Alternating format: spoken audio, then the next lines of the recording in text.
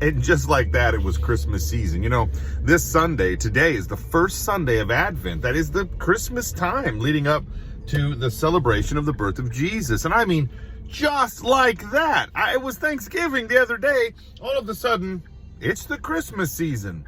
You know, I remember when I was a kid, I used to wait until the very last minute when my mom was coming home, especially in the summertime, when she had left me a chore list. And I would wait till the very last minute. I mean, you know, she was coming home, let's say it was at 5:30. Well, at 5:23, I left myself exactly 7 minutes to do the dishes, clean my room, pick up all the mess I had made that day in the summer vacation. And, you know, there never was enough time. I always would end up just barely getting a little bit of it done. And she'd come home and say, hey, why did you put it off until the last minute? You know, my text for today is Matthew 24.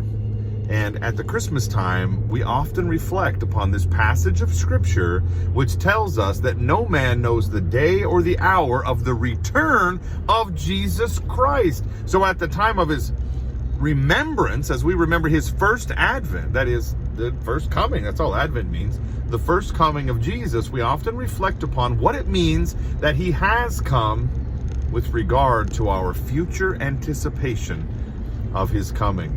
You know, in Jesus' day, the Jews were indeed expecting Messiah, and he came and they didn't know the day or the hour of his first coming, and he came at a time when they were looking for him, but they didn't recognize him. Now we know what it is he looks like. We know what kind of character he has. We know what he's left us to do in this world, to live and to love and to worship and to celebrate his goodness and to share it with the world. And brothers and sisters, as Matthew 24, beginning about verse 36, tells us, no man knows the day or the hour. Jesus even says he doesn't know. Wow, imagine that. Follower of Jesus, child of God, don't be like I was, waiting for my mother to come home, but putting off the work until the last minute. Rather, live in anticipation of his coming, excited even to do the work of God every day, so that whether he comes this morning, this afternoon, or at some other predetermined time of which we cannot possibly know, he'll find us with our hand at the plow. He'll find us living, loving, and worshiping and sharing him with the world. This Christmas season, let us remember to live in great anticipation of his coming, so that we don't miss it like those first century folks, so many of them did.